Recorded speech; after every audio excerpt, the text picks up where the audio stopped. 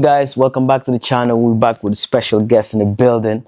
This guy is the one that's keeping Manchester alive. Okay, so we have Kiz Kaprice. Yeah, Welcome to the show, man. I appreciate you coming in. And for those that don't know you yet, I would say you give us a quick introduction about yourself. Your background, so they can get to know you a little bit better. Okay. My name's Kiz Kaprice. I'm a multidisciplinary artist. I do all types of things. I make tracks. I mix and master people. I also get involved in, events. I'm pretty mixed up. Yeah, like multitasking. Yeah, in the creative spaces. So yeah, that's what I do. So what's your background? Are you like born and raised in Manchester, or you grew up in Manchester? What's your really background in the UK area? I feel like I've grown up in a few towns in Greater Manchester, and I've been around the country a little bit. So yeah. So you can say Manchester-based artists. It's not like okay. That's what we focus on. So when did you start making music? I've been making music like my whole life mainly, but putting out music, I decided to do that when I was 14, and then as I got older into I say towards the end of my college years, around 18, that's when I was like, yeah, okay, I understand Spotify, all the DSPs, Apple Music and stuff. That's when I started putting out music. But is it in a specific moment that you realize that what, I can do this for real? Like I'm gonna actually take it serious, because obviously one thing is I start making music, but you don't really want to take it further. You're just doing it for for passion. When did you realize you want to make it you want to become professional in it? It was a weird one, because the way that I was making music, it was oh, this is easy. The people that came up around say 2016, I was listening to a lot more music on the internet. So there was a bunch of underground artists at that time. They were underground that time, and it was just a certain way they made music and then put it out and shared it with the world. And it was the idea of, okay, after I make the music, I'm meant to share it. Yeah. So how it originally was, I used to just share my music on SoundCloud. And then obviously I got to the epiphany when I was in college. I was like, oh yeah, I can get it onto Spotify and Apple Music, because the internet is developed. Yeah, there's bigger platforms. There's more people that are able to put their music in these spaces independently. I remember there was this one artist, Russ. I think he's a UK artist. Nah, not that Russ. There's two Russes. Okay. There's one over from somewhere in North America. Yeah, and he's independent and he's massive. He funds his own tours and stuff like that. And he popped off. And then I remember lockdown. There's this artist page called New Artist Spotlight, I think, on Instagram. Yeah. And I saw it was one of Brent Fires' breakout songs. The music video, I forgot which music video it was, but it was... They shared in that platform. He put it on that platform, and he was also putting out music independently. And then I found out he independently funded everything, and then he also did an independent tour as well. He probably had a publishing deal as well, but seeing artists do that by themselves, I was just like, okay, so it's easy. I can do it too. Yeah. The name Kiz Kaprice, where that name came from? So Caprice comes from the word caprice with a C. Yeah. And then I obviously replaced it with a K just to personalize it a bit more. Just to make it more unique to yourself. Yeah. So when it comes to music style, there's so many different styles of music around there. Genre styles. How would you describe your style and genre of music you make? Because obviously, one of your first music, I see there's more would I describe the type of music? This American artist, I see Travis, but there's another Playboy Kai. So when I went, obviously I need to go and check your music and try to understand the style of music you make it. So what kind of genre would you say is your music? Because I can see that those two artists that in you too. Yeah, you know what? A lot of people say that, and I find it so funny, because I did come up from trap music, so I guess it's through aesthetics where I've still sort of gave that vibe, or my most popular tracks on Spotify might, sort of give that sense of, oh yeah, he's a trap artist. But then like right now, like obviously I haven't put the project out yet. I'm doing a lot more genre bending and mixing. Even in my last project, Noir, like I touched a bit on to Afro beats and stuff like that, and more electronic sounding. That would be different for you then. I haven't listened to anything like that from you. Obviously, because I went and checked your music. So for somebody that listens to your music for first time, like, would you describe your music more like as a trap for them to go listen than than rap?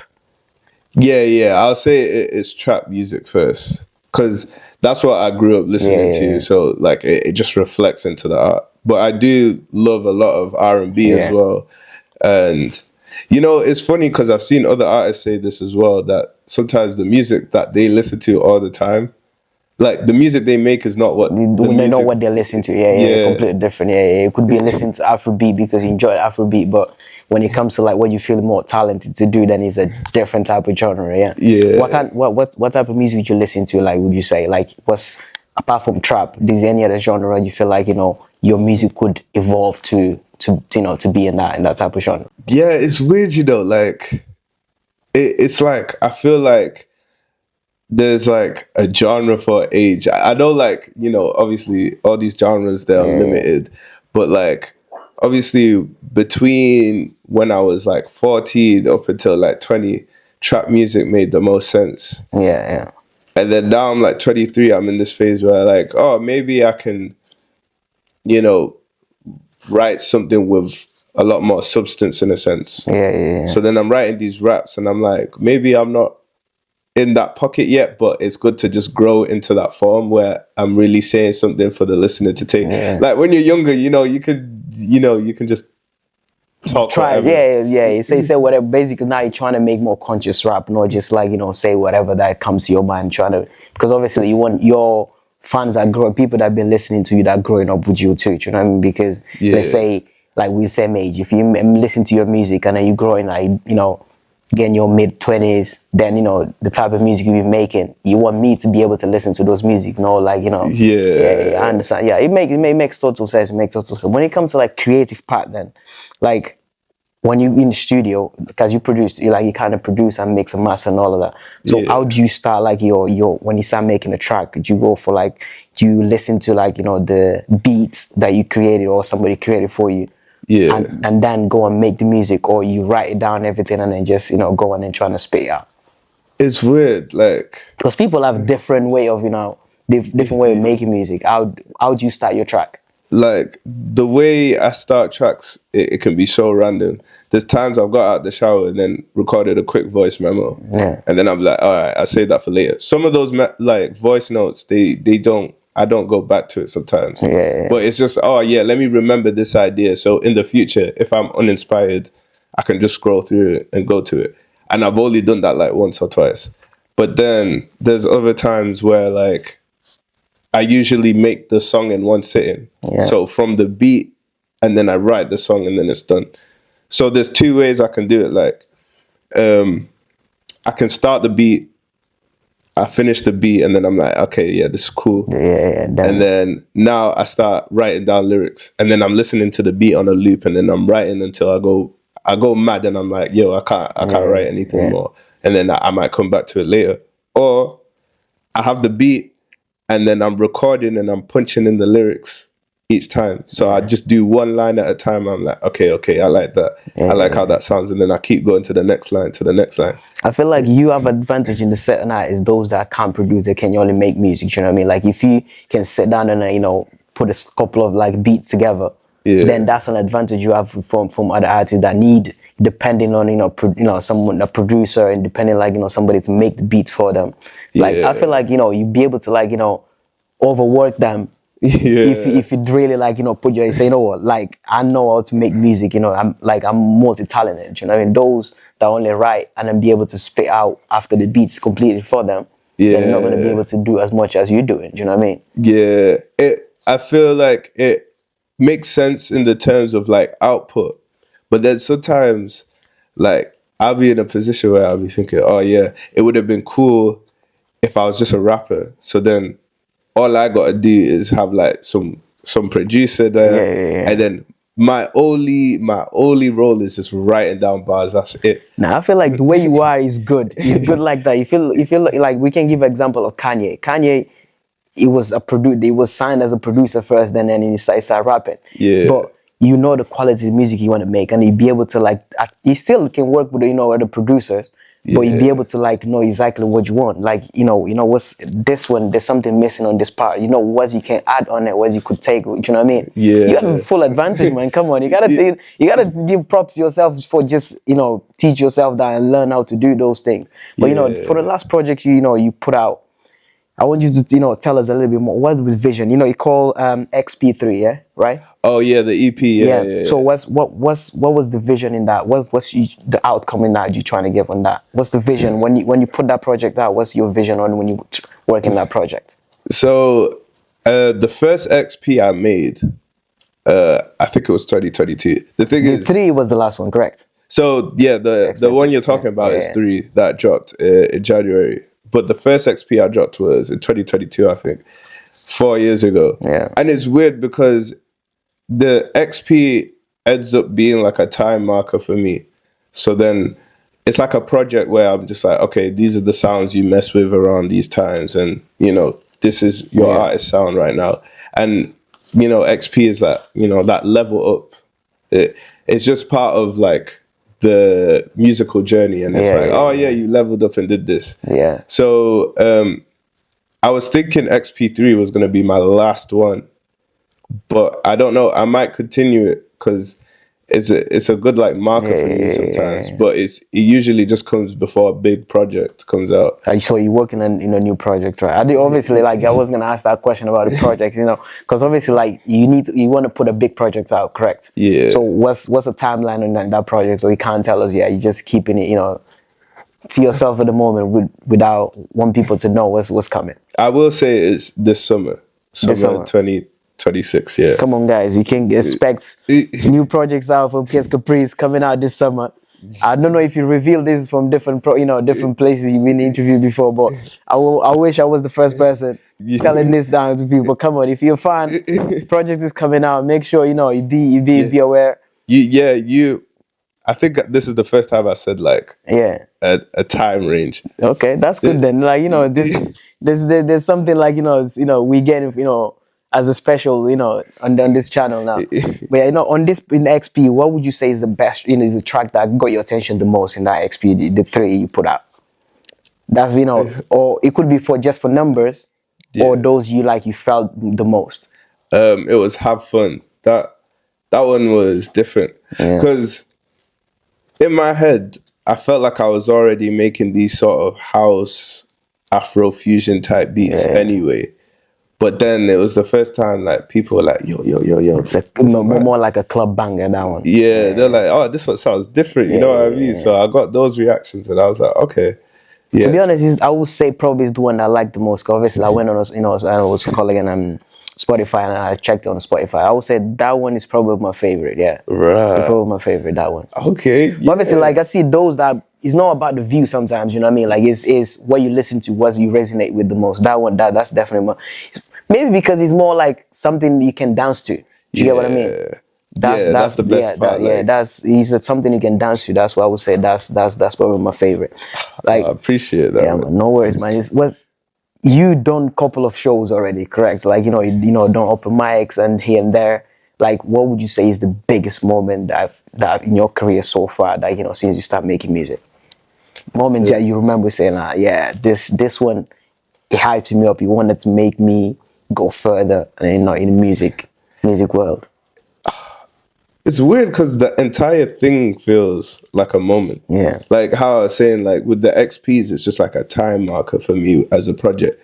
But like the whole thing, like even if I do a smaller show, a bigger show, the intimate shows even feel very special. I remember that there was one show I did at Zombie Shack. I don't know if that venue's still there, but that one felt like it had like this energy. Yeah, it was one of those ones because like we had everyone sat closer on benches and stuff like that. Another like big moment I'd say was the Noir show because doing a headline show myself And then, you know, putting that together, it was different because we had a whole fashion show. Like, chose like specific artists to curate, To come, just to give a better vibe to the environment as well.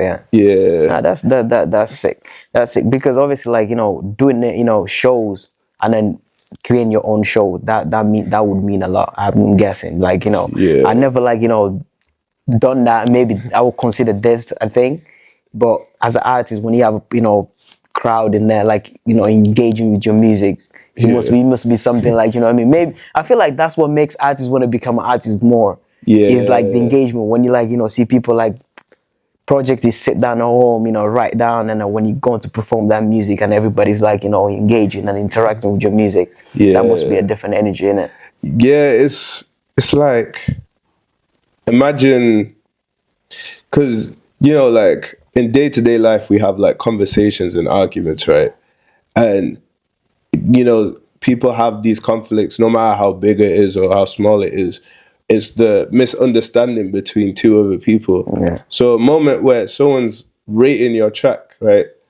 They're understanding how you're feeling, how you felt when you made it. They're understanding you. You know what I mean? They're rocking with the song, and that's a moment of like a strong connection right there. That's a good part of music, but there's also those bad parts when it comes to, like, you know, sacrifices and, you know, challenges on the music industry. Do you know what I mean? Like, I wanted to ask you, what's, like, you know, the biggest struggle that you had and still having in music for you to be able to put yourself out there?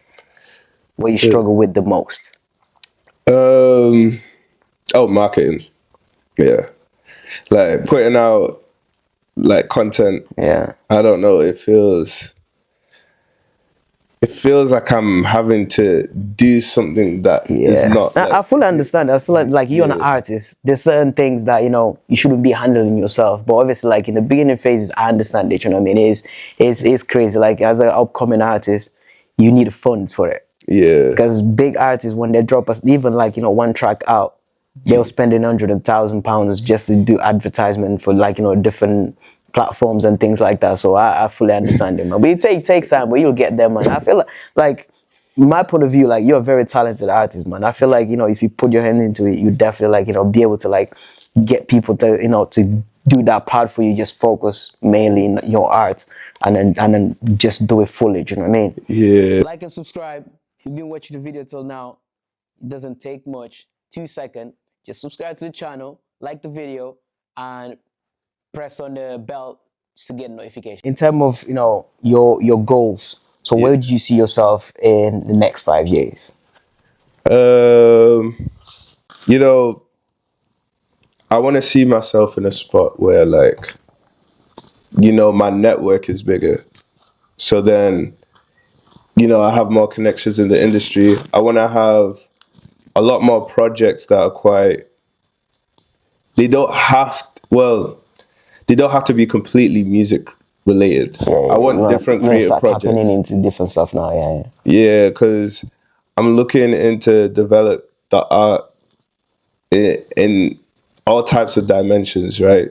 So, like, even the shows, I want them to look different and stuff like that. And even events that we're putting on, because on behalf of, like, Trend Conscious, I could say as one half, is we did the event called Your View last month, which was a creative direction event.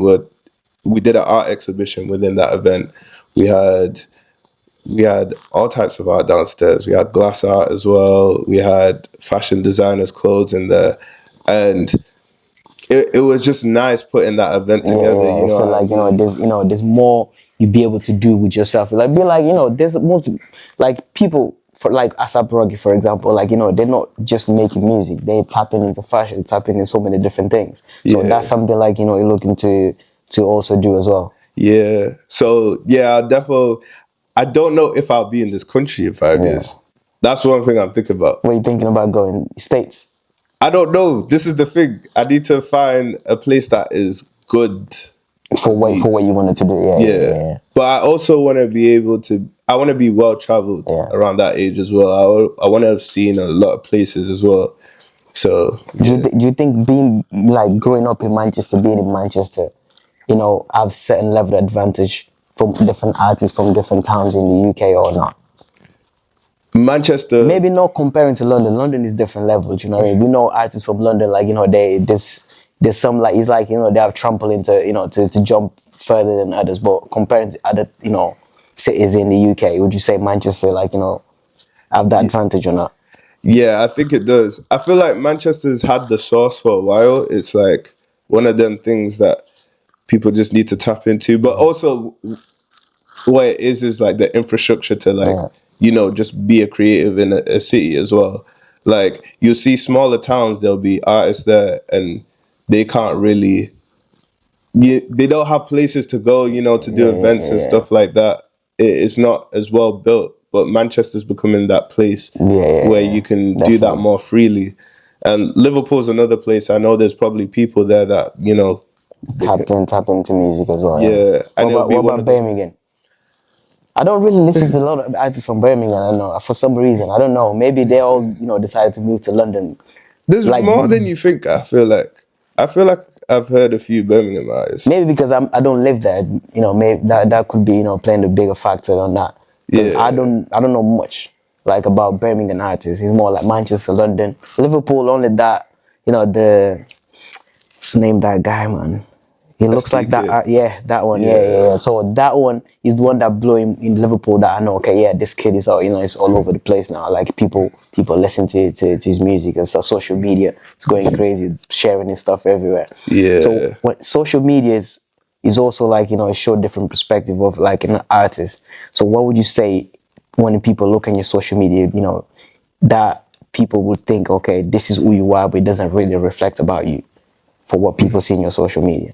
For my social media, I know you don't post much, but I know you don't post much, but obviously there's always a perception that people have, you know, when they see someone else's social media.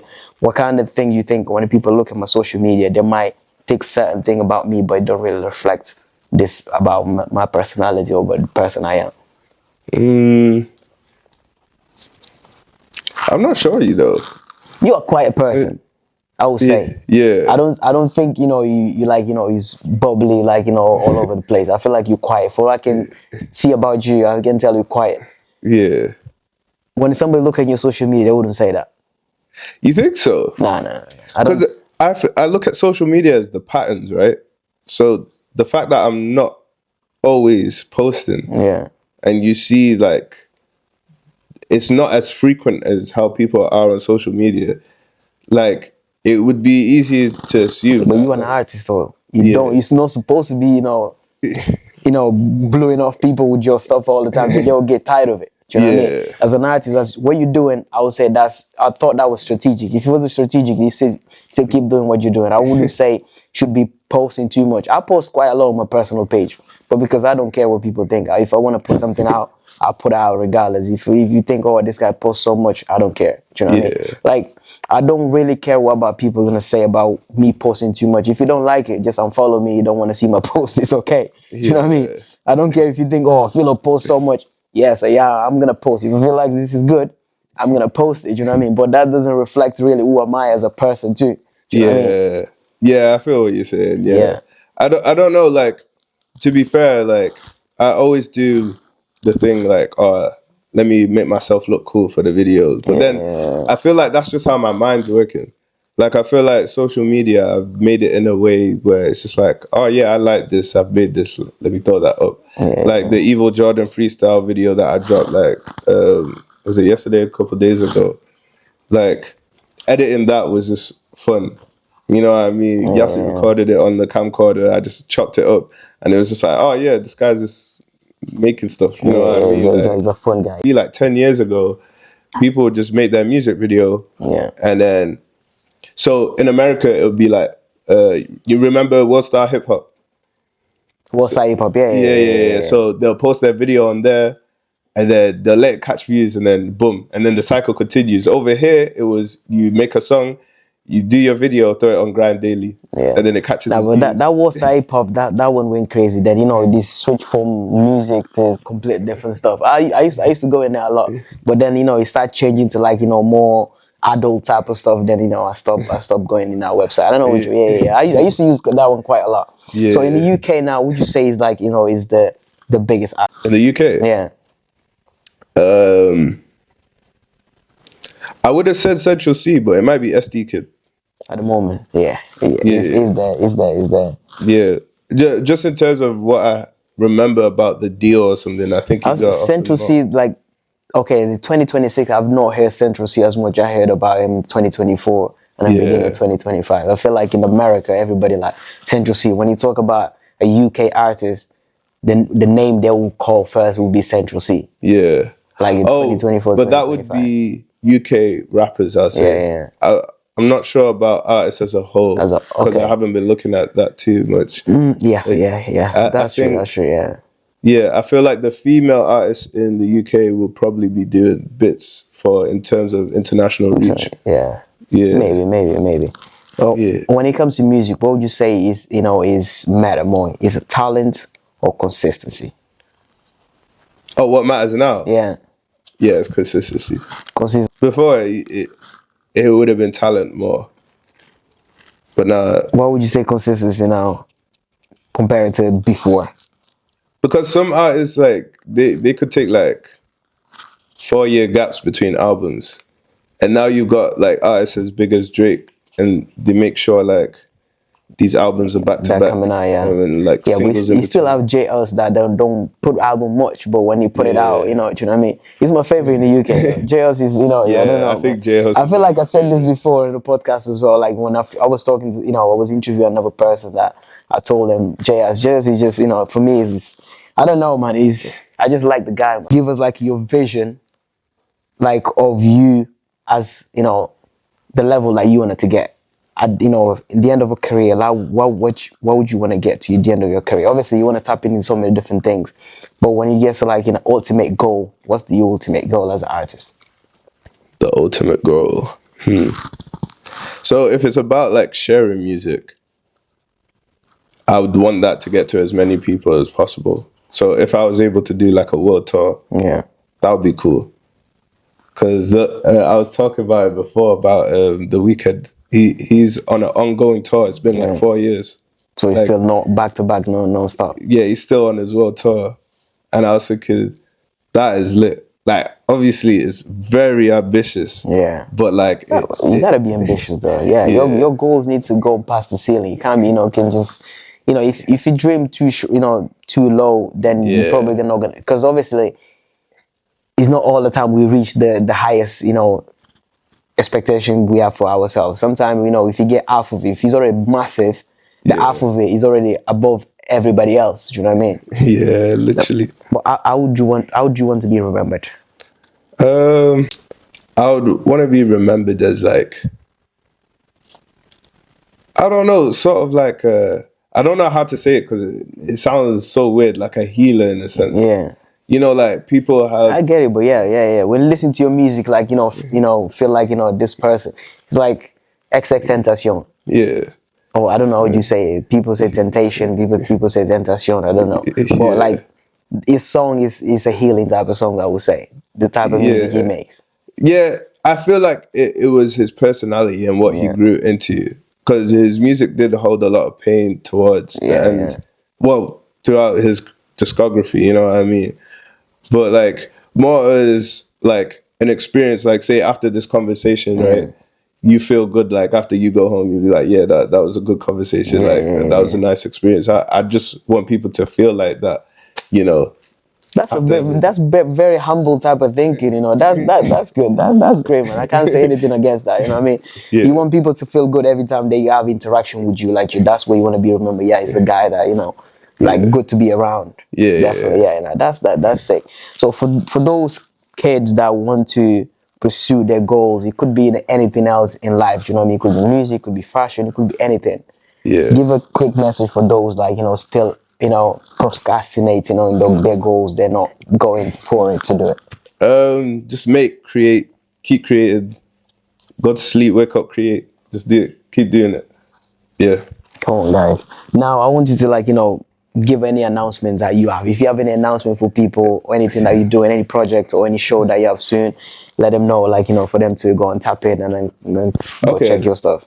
Right. Impulse coming this summer, 2026. Probably after the Spider-Man movie.